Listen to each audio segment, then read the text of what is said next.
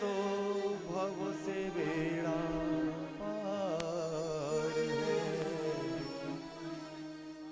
भव से बेड़ा पार है।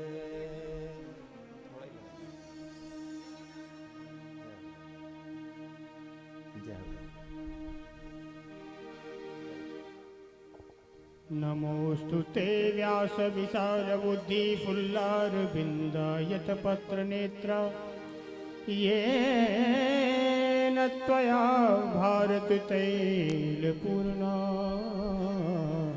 प्रज्वालितो ज्ञानमया प्रदीपो। भाव का भूखा हूँ मैं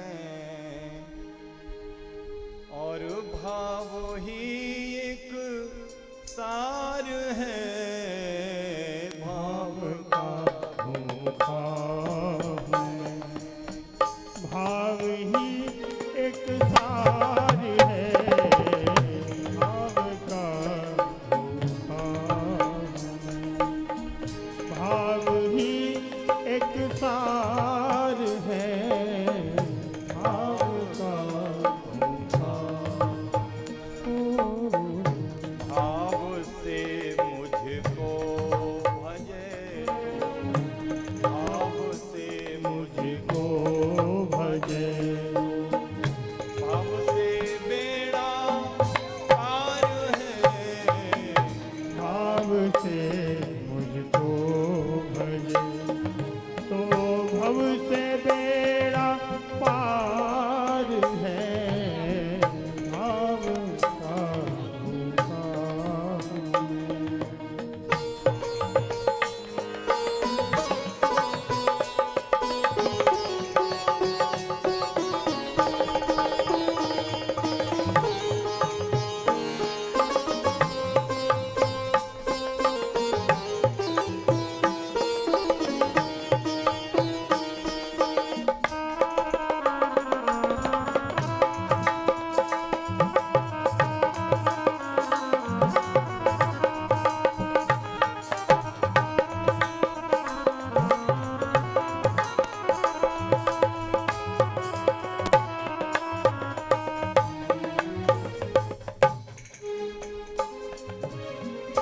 भाव बिन कुछ भी जो देवे मैं कभी लेता नहीं, भाव बिन कुछ भी जो देवे मैं कभी लेता नहीं, भाव बिन कुछ भी जो देवे मैं कभी लेता नहीं, भाव बिन कुछ भी जो देवे मैं कभी लेता नहीं, मैं कभी लेता नहीं, भाव से एक पुष्प भी भाव से एक पुष्प भी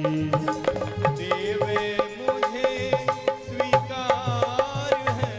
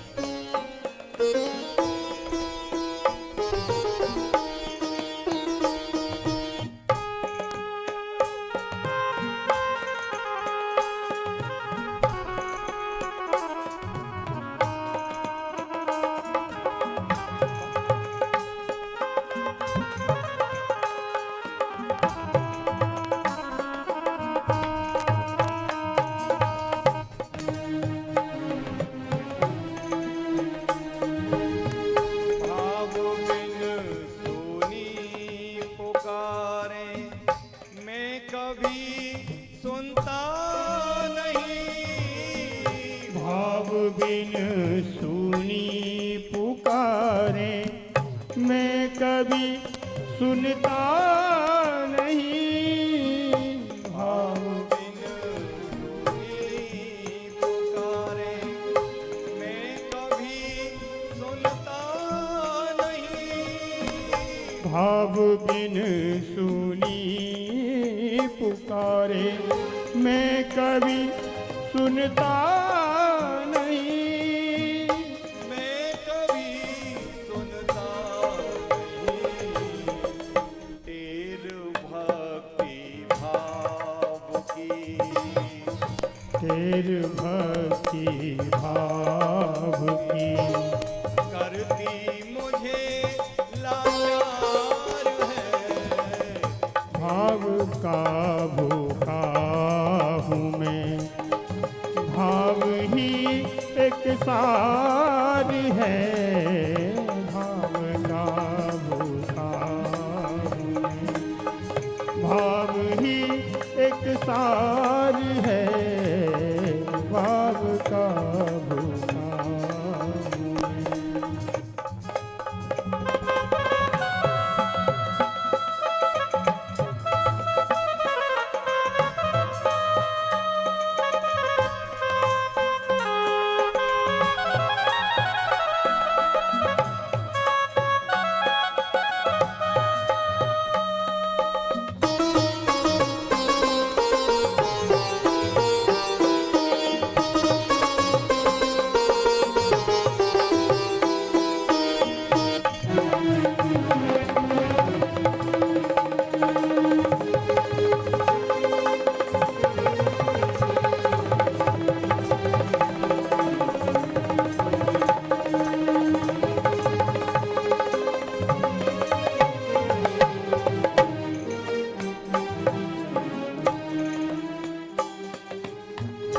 अन्न धन और वस्त्र भूषण कुछ न मुझको चाहिए। अन्न धन और वस्त्र भूषण कुछ न मुझको चाहिए। अन्न धन और वस्त्र भूषण कुछ न मुझको चाहिए। अन्न धन और वस्त्र भूषण कुछ न मुझको चाहिए। कुछ न मुझको चाहिए। आप हो जाए मेरा। आप हो जाए मेरा। बस यही संसार है। आप हो जाए मेरा। यही मुझे स्वीकार है। भाव का भूखा हूँ मैं, भाव ही एक सार है। भाव का भूखा हूँ मैं। बांध लेते भक्त मुझको प्रेम की जंजीर से। बांध लेते भक्त मुझको प्रेम की जंजीर से। बांध लेते भक्त मुझको प्रेम की जंजीर से। बांध लेते भक्त मुझको प्रेम की जंजीर से। प्रेम की जंजीर से। इसलिए इस भूमि पर इसलिए इस भूमि पर होता मेरा अवतार है। इसलिए इस भूमि पर होता मेरा अवतार है।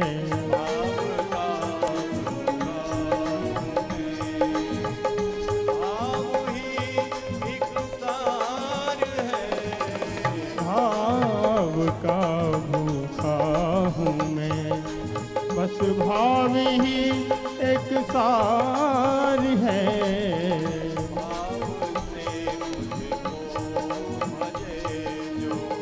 भाव से मुझको भजे जो, भाव से बेड़ा पार है। भाव से मुझको भजे तो भव से बेड़ा पार है। भाव का होता हूँ मैं। राधे राधे राधे गोविंद राधे, राधे राधे राधे गोविंद राधे, राधे राधे गोविंद राधे, राधे राधे राधे गोविंद राधे, राधे राधे राधे गोविंद राधे, राधे राधे राधे गोविंद राधे, राधे राधे राधे गोविंद राधे, राधे राधे राधे गोविंद राधे। श्री श्यामा श्यामा श्यामा श्री श्याम राधे, श्याम श्याम श्याम श्री श्याम राधे, राधे राधे राधे गोविंद राधे, श्री राधे राधे राधे गोविंद राधे, राधे राधे राधे राधे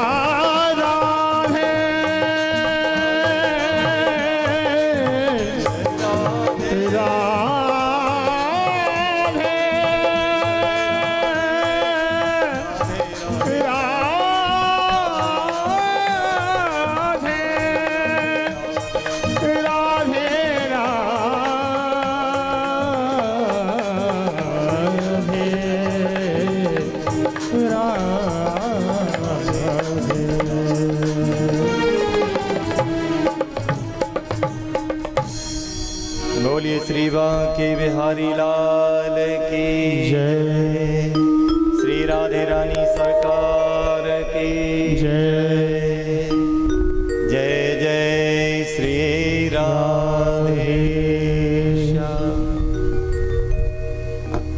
परम मंगलमय परात्पर अनंत कोटि ब्रह्मांड नायक पीतांबरधारी श्री बांके बिहारी लाल, उन्हीं के चरण कमलों का आश्रय लेते हुए उन्हीं के वांगमय स्वरूप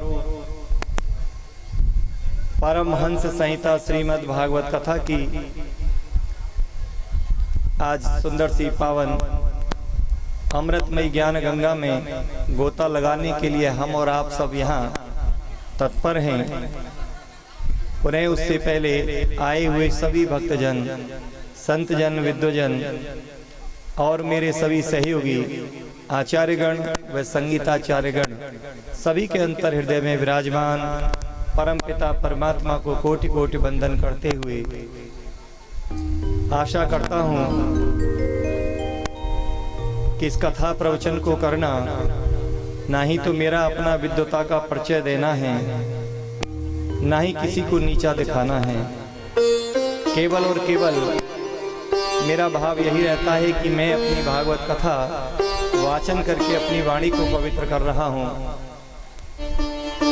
और आशा आपसे भी करता हूँ कि आप सब भी केवल भगवान को ही लक्ष्य मान करके भागवत कथा का श्रवण करें, क्योंकि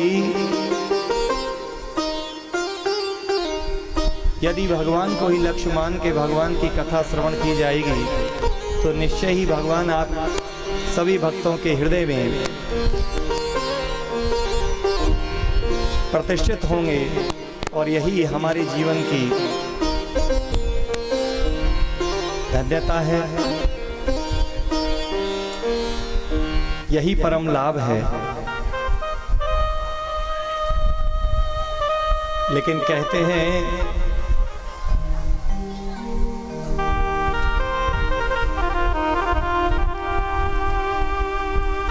कि कौन है ऐसा जिसको अपने जीवन के संग प्यार नहीं। कि कौन है ऐसा और जिसको अपने जीवन के संग प्यार नहीं। मौत तो हर कोई मांगे है पर मरने को कोई तैयार नहीं। मरने को कोई तैयार नहीं, मरने को कोई तैयार नहीं। भैया छेड़छाड़ मत करे करो, जब एक जगह सेट हो गई। ये क्या है सीटी से ठीक से कर लो।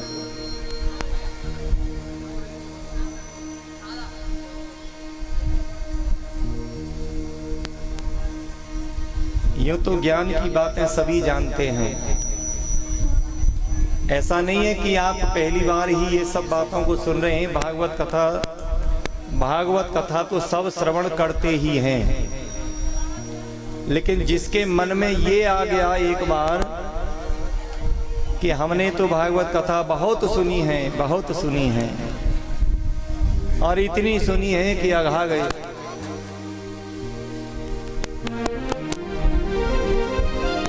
तो महाराज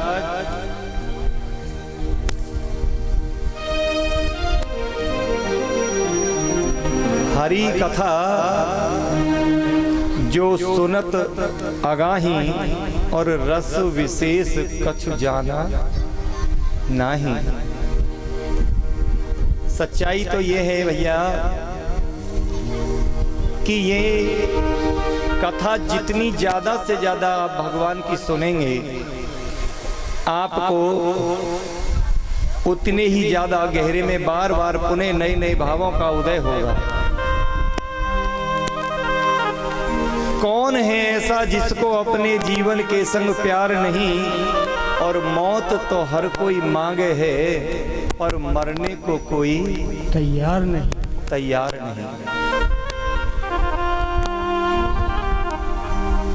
लेकिन जो सचमुच में सच्ची शरण से अपने गुरु के चरणों में पड़ गए, उन पर हरि की कृपा अवश्य हो गई,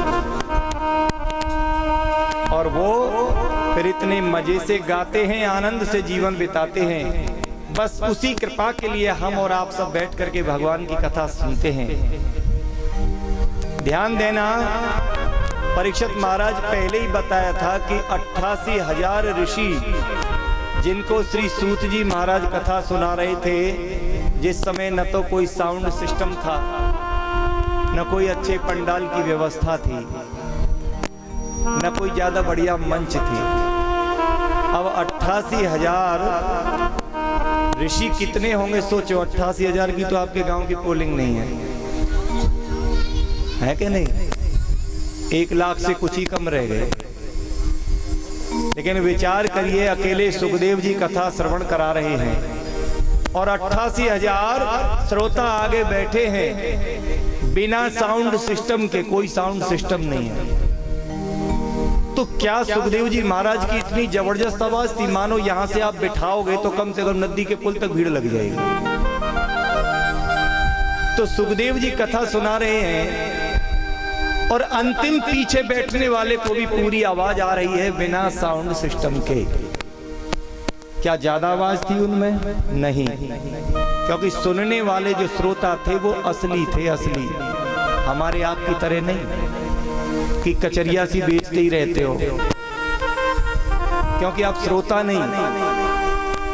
श्रोता तो वो होता है जो केवल सुनता है, जरा भी कोई शोर करता है तो उसको घाव की तरह लगता है जैसे किसी ने तीर मार दिया। अपना स्थान छोड़ के दूसरी जगह बैठ जाएगा कि ये नहीं सुनने देंगे। 88,000 ऋषि इस प्रकार से बैठे हुए थे कि सांस भी धीरे से लेते थे। तो सुखदेव महाराज की आवाज पीछे वाले तक पहुंच जाती थी। जिन हरि कथा सुनी नहीं काना, श्रवण रंध्र अहि भवन समाना। श्री सुखदेव स्वामी ने राजा परीक्षित को कथा सुनाते समय पूछा कि राजन, कई दिवस हो गए, भूख प्यास लगी होगी, कुछ जलपान कर लेते। राजा परीक्षित ने कहा, गुरुदेव जिस समय मैंने सर्प समीक ऋषि को डाला था उस समय प्यास ही तो लगी थी, उसके बदले में ये अपराध यहाँ तक पहुँच गया। इस समय भगवान से मुझे प्रेम है, और जिससे प्रेम होता है अपने प्रेमी की चर्चा जब कोई करता है तो भूख प्यास सुहाती नहीं है। और यदि प्रेमी नहीं हो, शत्रु हो, तो उसकी बात सुनने में अच्छी नहीं लगती। तो निश्चय ही यदि कथा सुनने में आपको अच्छी नहीं लग रही तो भगवान से कहीं ना कहीं शत्रुता तो है। आप प्रेमी होते तो शांति से सुनते। दूसरी क्या होता है, अगर मैं कहूं तो बहुत तीखा बोल जाऊंगा, आपको बुरी लग जाएगी क्योंकि 2-4 दिन कथा और करनी है अभी। श्रवण कुमार का नाम आपने सुना होगा। अंधे अंधी थे, उनका पुत्र था श्रवण कुमार, और अपने माता पिता से ऐसा प्रेम किया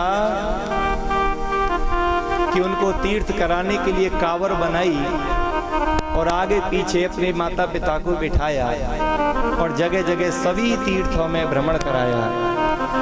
कहते हैं कि बेटा हो तू श्रवण कुमार जैसा। लेकिन जानते हो जब सभी तीर्थों में भ्रमण कराते कराते जब सरयू नदी के किनारे आए, उस समय पर राजा दशरथ रात्रि में भी अपने राज्य की सुरक्षा में जगह जगह तैनात रहते थे। प्यास लगी, कहने लगे बेटा श्रवण हमें प्यास लगी है, कहीं से जल पीने के लिए व्यवस्था करो। श्रवण कुमार ने शीघ्र से शीघ्र अतिशीघ्र आज्ञा का पालन किया और उनको एक वृक्ष पर कांवर को लटका करके एक लोटा लेकर के सरयू में जल लेने के लिए गया, और जैसे ही जल में डुबोया सरयू के में आवाज हुई गुड़ुम गुड़ुम की। राजा दशरथ ने शब्द वेदी बाण चलाया, क्योंकि उस समय व्यवस्था ऐसी थी कि एक मनुष्यों के लिए जो घाट था उस पर दूसरा कोई नहीं पी सकता। ऐसी व्यवस्था बढ़िया बनाई हुई थी उस समय। तो उन्होंने देखा हो सकता है कोई हिंसक जानवर है यहाँ आया है, रात्रि में हो सकता है घाट पर कोई और भी रह रहे हों, उनको हानि पहुंचाए। इस समय तो कोई स्नान का समय नहीं। उन्होंने शब्द वेदी बाण का प्रयोग किया और वो बाण श्रवण कुमार की छाती में जाकर के लगा। हाय रे किसने मारा, किस बेदर्दी ने मुझे मारा। जब चीख सुनी दशरथ, राजा दशरथ दौड़ करके गए। हाय रे ये मुझसे कैसा अपराध हो गया, इतना बड़ा अपराध हो गया। जानते हो, बोले मैंने तो बहुत धोखे से ये बाण चलाया, लेकिन मुझे नहीं मालूम था कि श्रवण कुमार, अरे कौन हो तुम? मामा तुम? रिश्ते से मामा लगते हैं। बोले मामा आपने? बोले पुत्र ये तो बहुत बुरा हुआ, मेरे से अनजाने में ये पाप हुआ है। बोले मेरे तीर को निकालने की आवश्यकता नहीं मामा, मत प्रयास करो, लेकिन मेरे माता पिता प्यासे हैं, जल्दी से इस लोटे को लेकर के जाओ, मेरे माता पिता की प्यास बुझाओ। मैं बचने वाला नहीं हूं, और मुझे वचन दो कि जब तक वो जलपान न कर ले तब तक बताना नहीं, मेरे बारे में वो पूछेंगे। हालांकि तुम्हें वो पहचान लेंगे, कौन